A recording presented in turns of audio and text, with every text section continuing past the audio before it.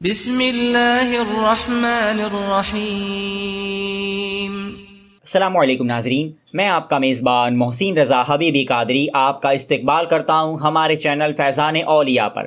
دوستوں، آج کی ویڈیو میں ہم ان ولی کامل کا ذکر خیر کریں گے جن کو بزرگوں کی بارگاہ میں بہت مقبولیت حاصل تھی، جن کو اللہ کے پیارے نبی حضرت سیدنا موسیٰ علیہ السلام کی خواب میں زیارت ہوئی۔ اعلیٰ حضرت فاضل بریلوی قدسہ سرہ نے جن کو دین اسلام کی خدمت کے لیے بھیجا اور جنہوں نے اپنی پوری زندگی سنیت کی خدمت اور اسلام کی اشاعت میں لگا دی۔ ان ولی کامل کے بارے میں زیادہ معلومات حاصل کرنے کے لیے آپ اس ویڈیو کو آخر تک ضرور دیکھیں، اور اگر آپ نے ابھی تک ہمارے چینل کو سبسکرائب نہ کیا ہو تو سبسکرائب بھی ضرور کر لیں۔ آئیے ہم ان ولی کامل کے آستانہ شریف کی زیارت کرتے ہیں۔ جہاں ملتی ہے آتے جاتے، یہ وہ در ہے، یہ وہ در ہے، یہ وہ در ہے کہ جہاں دل نہیں توڑے جاتے، یہ وہ در ہے۔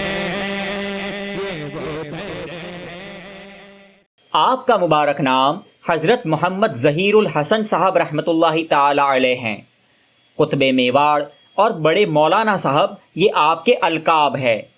آپ کی پیدائش مبارک شوال مہینے کی 1 تاریخ بروز منگل 1302 ہجری مطابق 1881 عیسوی میں محلہ اورنگ آباد مئونات بھنجن اعظم گڑھ یو پی میں ہوئی۔ آپ کے والد ماجد کا نام حضرت عبد الکریم اور آپ کے دادا جان کا نام حضرت خدا بخش لودھی ہے۔ آپ بچپنے ہی سے نہایت ہونہار، پاکیزہ اور اچھی طبیعت کے مالک تھے۔ آپ کو علم دین حاصل کرنے کا بہت شوق تھا۔ آپ کی تعلیم و تربیت آپ کے والدین کے زیر سایہ ہوئی۔ آپ کی ابتدائی تعلیم اپنے گاؤں محلہ اورنگ آباد مئونات بھنجن میں ہی ہوئی۔ پھر اعلیٰ تعلیم کے لیے جونپور، پیلی بھیت اور کانپور میں کچھ عرصہ آپ نے قیام کیا، اور پھر علوم کی تکمیل کے لیے اپنے دور کی عبقری شخصیت 14ویں صدی کے مجدد سیدنا اعلیٰ حضرت امام احمد رضا خان فاضل بریلوی رضی اللہ تعالی عنہ کی شاگردی سے مشرف ہوئے۔ قرآن و حدیث، تفسیر، عقائد و کلام، فقہ، اصول حدیث، معانی و بیان غرض کے تمام علوم مروجہ اور درس نظامی کی تکمیل کر کے مرکز اہل سنت بریلی شریف سے سند فراغت حاصل کی، اور استاد گرامی سرکار اعلیٰ حضرت کے مبارک ہاتھوں سے دستار فضیلت سے نوازے گئے۔ فراغت کے بعد سرکار اعلیٰ حضرت نے آپ کو دارالافتاء میں فتویٰ نویسی کی خدمت پر مامور کیا، اور اس طرح آپ نے مفتی کی سند بھی بریلی شریف سے حاصل کی۔ حضرت مولانا ظہیر الحسن صاحب رحمۃ اللہ تعالی علیہ نہایت ہی سادگی پسند اور سادہ زندگی گزارنے کے عادی تھے۔ آپ اپنا سامان اپنے ہاتھ سے اٹھا لیتے اور ذرہ برابر بھی شرم محسوس نہ کرتے، ضرورت سے زیادہ کلام نہ فرماتے، پھر بھی آپ کی مجلس میں ہمیشہ عوام پر خاموشی طاری رہتی۔ آپ کے چہرے مبارک کے روب کا یہ عالم تھا کہ کسی کو نگاہ اٹھا کر آپ کی جانب دیکھنے کی ہمت نہ ہوتی تھی۔ جب آپ گفتگو فرماتے تو سادہ لفظ میں سادہ جملے اور سلجھی ہوئی باتیں بولتے تھے۔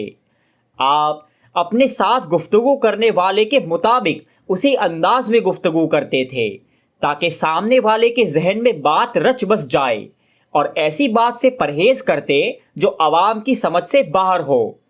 مجدد اعظم اعلیٰ حضرت امام احمد رضا خان فاضل بریلوی رضی اللہ تعالی عنہ نے اپنے اس چہیتے شاگرد حضرت مفتی ظہیر الحسن صاحب رحمۃ اللہ تعالی علیہ کو اسلام اور سنیت کے فروغ کے لیے پہلے بنگلور میں متعین فرمایا۔ آپ کا قیام وہاں 1 سال تک رہا، مگر اپنے وطن اعظم گڑھ سے دور ہونے کی وجہ سے اعلیٰ حضرت نے آپ کو قاضی احمد علی صاحب اور ادے پور کے خوش عقیدہ مسلمانوں کی درخواست پر ادے پور میں انجمن تعلیم الاسلام کی صدر مدرسی کے لیے 1902 عیسوی میں مقرر فرمایا۔ یہاں پر آپ نے مذہبی، قومی اور ملی فلاح و بہبودی کے لیے بہت خدمات انجام دی، مگر انجمن میں کچھ حالات بگڑنے کی وجہ سے آپ نے تقریباً 10 سال تک اپنے وطن اعظم گڑھ میں قیام کیا۔ آپ نے اس 10 برس کی مدت کو تجارت میں گزارا اور تجارت کی غرض سے بنگال، آسام وغیرہ کے اکثر حصے کی سیر و سیاحت فرمائی۔ آپ بنگالی، آسامی زبان میں کافی ماہر تھے۔ دوران تجارت بھی آپ نے اپنا مقصد دین متین کی اشاعت رکھا۔ جہاں بھی آپ تشریف لے گئے وہاں لوگوں کو اصلاح معاشرہ کا ذہن دیا، لوگوں کو نماز کا پابند کیا اور روحانی فیوز و برکات سے بھی مالا مال کیا۔ جب انجمن تعلیم الاسلام کا معاملہ سکون بخش نظر آیا اور ادے پور کی فلاح اور مسلمانوں کی قیادت کے لیے آپ جیسے عالم باعمل کی ضرورت محسوس ہوئی تو شہر کے معتبر 5 لوگوں کا ایک قافلہ سرکار اعلیٰ حضرت کی بارگاہ میں حاضر ہوا اور حضرت مفتی ظہیر الحسن صاحب کی خوبیوں کا ذکر کر کے آپ کی واپسی کے لیے عرض کیا۔ سرکار اعلیٰ حضرت کچھ لمحے خاموش رہے اور پھر حضرت مفتی ظہیر الحسن صاحب سے ارشاد فرمایا کہ مولانا ادے پور والے آئے ہیں، آپ وہاں جاؤ اور وہیں کے ہو کر رہ جاؤ۔ سرکار اعلیٰ حضرت کا حکم پا کر آپ دوبارہ ادے پور تشریف لائے اور یہاں سے جانے کا ارادہ ہی نہ کیا اور اپنے پیر و مرشد سرکار اعلیٰ حضرت کے حکم کی تعمیل میں ادے پور کو ہی اپنا وطن قرار دے دیا۔ حالانکہ آپ کبھی کبھی فرماتے تھے کہ لوگ مجھ کو بنگلور، احمد آباد وغیرہ مقامات پر زیادہ آسائش اور آسانیاں دینے کا وعدہ کر کے لے جانا چاہتے تھے، مگر آپ کو اپنے استاد سرکار اعلیٰ حضرت کے حکم کے مطابق شریعت و طریقت، حقیقت و معرفت سے لوگوں کو قریب کرنا تھا۔ آپ کے قیام اور دین اسلام کی اشاعت ہی کا یہ نتیجہ ہے کہ ادے پور، چتوڑ، ڈونگرپور، بانسواڑہ، سروہی، پالی اور آس پاس کے علاقوں کی سنیت بدعقیدگی سے محفوظ ہے۔ قطب میواڑ حضرت مفتی ظہیر الحسن صاحب رحمۃ اللہ تعالی علیہ تقوی و طہارت میں باکمال اور اخلاص و ایثار میں درجہ کمال کو پہنچے ہوئے تھے، جس کی وجہ سے اکابر بزرگ بھی انہیں قدر کی نگاہ سے دیکھتے تھے۔ تاجدار ماریرا سید الکاملین حضرت سید شاہ آل رسول احمدی مارے ہروی رضی اللہ تعالی عنہ نے آپ کو دلائل الخیرات شریف کی اجازت عطا فرمائی تھی۔ آپ مرید تو سرکار اعلیٰ حضرت فاضل بریلوی رضی اللہ تعالی عنہ کے ہی ہوئے اور سرکار اعلیٰ حضرت نے آپ کو 1903 یا 1904 عیسوی میں سلسلہ عالیہ قادریہ برکاتیہ رضویہ کی اجازت و خلافت سے نوازا اور 14 رجب 1357 ہجری میں سرکار اعلیٰ حضرت کے بڑے شاہزادے حضور حجت الاسلام حضرت مولانا حامد رضا خان صاحب رضی اللہ تعالی عنہ نے بھی آپ کو خلافت و اجازت سے سرفراز کیا، ساتھ ہی اپنے سلسلے پاک کے اوراد و وظائف سے بھی آپ کو مالا مال کیا۔ آپ بڑے صابر و شاکر تھے، ہر کام میں صبر و تحمل سے کام لیا کرتے تھے۔ آپ کی وجہ سے کسی مسلمان کی دل آزاری ہو یا اس کو برا لگ جائے یہ آپ کو قطعی پسند نہ تھا۔ آپ ہمیشہ مسلمانوں کی دل جوئی کا خیال فرماتے تھے۔ جب آپ کو کوئی دعوت پر بلاتا یا آپ کے لیے گھر پر کھانا بھیجنے کی درخواست کرتا اور اگر وہ آپ کو لینے آنا بھول جاتا یا کھانا بھجوانا بھول جاتا تو اس دن آپ فاقے سے رہتے، لیکن آپ اس شخص کی کسی سے بھی کوئی شکایت نہ کرتے۔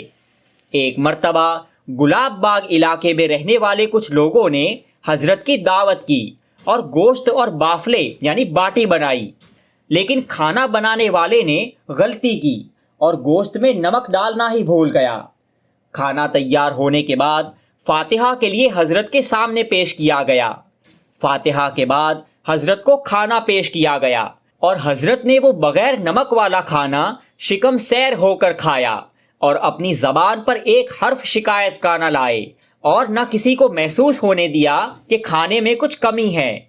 جب حضرت کے بعد دعوت دینے والے لوگ کھانے بیٹھے تو ان کو پتہ چلا کہ کھانے میں تو بالکل نمک ہی نہ تھا، لیکن حضرت نے ہمارے سامنے اس کا اظہار ہی نہ ہونے دیا۔ ایک مرتبہ ایک دیہاتی مسلمان نے حضرت کی ضیافت کے لیے اپنے یہاں پلاؤ بنوایا۔ غریب شخص تھا، برتن ٹھیک نہ ہونے کی وجہ سے اور بنانے والے کی غفلت کی وجہ سے وہ پلاؤ حلوے کی طرح ہو گیا، یعنی چاول بالکل نرم ہو کر آپس میں مل گئے۔ اس میزبان نے آپ سے عرض کیا کہ حضور پلاؤ میں اس طرح کی خامی ہو گئی ہے، تو آپ نے ارشاد فرمایا کہ کوئی بات نہیں، اصل میں چاول محبت میں آپس میں ایک جگر ہو گئے ہیں۔ آپ کی اس بات پر سب لوگ مسکرا دیے اور میزبان بھی خوش ہوا اور اس کی بالکل بھی دل آزاری یا شرمندگی نہ ہوئی۔ آپ کو سلطان الہند عطائے رسول حضور سیدنا سرکار خواجہ غریب نواز رضی اللہ تعالی عنہ سے اور اپنے استاد گرامی اور پیر و مرشد سرکار اعلیٰ حضرت فاضل بریلوی رضی اللہ تعالی عنہ سے بے پناہ عقیدت اور محبت تھی۔ آپ دوران قیام وقتاً فوقتاً اجمیر شریف حاضری دیتے اور ادب و احترام اور قلبی لگاؤ کا اظہار فرماتے۔ ادے پور سے آپ اپنے وطن اعظم گڑھ کے لیے روانہ ہوتے تو سب سے پہلے بریلی شریف حاضری دیتے اور الفت و محبت کے پھول پیش کرتے۔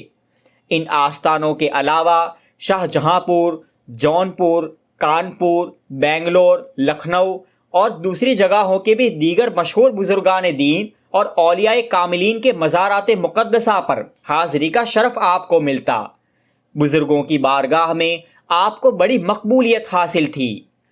ایک مرتبہ آپ کے شہزادے حضرت شفیق احمد صاحب نے بتایا کہ میرے والد ماجد نے ایک مرتبہ فرمایا تھا کہ میرے خواب میں اللہ رب العزت کے جلیل القدر پیغمبر اللہ کے کلیم حضرت سیدنا موسیٰ علیہ السلام تشریف لائے اور ان کا مبارک حلیہ کچھ اس طرح تھا۔ ان کا اوسط قد، یعنی قد نہ بہت زیادہ لمبا نہ بہت زیادہ کم، گندومی مائل رنگ، لیکن روب و جلال اور جمال کا یہ عالم تھا کہ آدمی دیکھتا رہ جائے۔ اللہ اکبر۔ دوستوں، یہ اس ویڈیو کا پہلا پارٹ ہے۔ انشاءاللہ اس کے دوسرے پارٹ میں ہم حضرت کے تعلق سے اور مزید معلومات حاصل کریں گے اور آپ کے کچھ حیرت انگیز کرامتوں کا ذکر کریں گے۔ آپ کو یہ ویڈیو کیسا لگا ہمیں کمنٹس کر کے ضرور بتائیں، اور اگر آپ نے ابھی تک ہمارے چینل کو سبسکرائب نہ کیا ہو تو سبسکرائب بھی ضرور کر لیں۔ السلام علیکم ورحمۃ اللہ وبرکاتہ۔